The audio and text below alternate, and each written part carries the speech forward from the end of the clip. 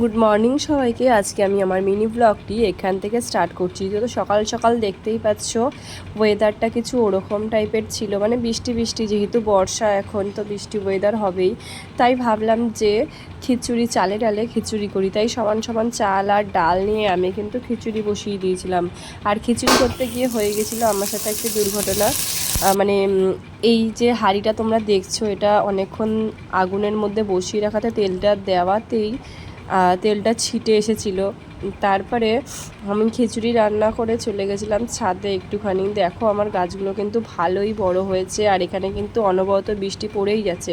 আর আমার এখানে কিন্তু খিচুড়ি পুরো কমপ্লিট।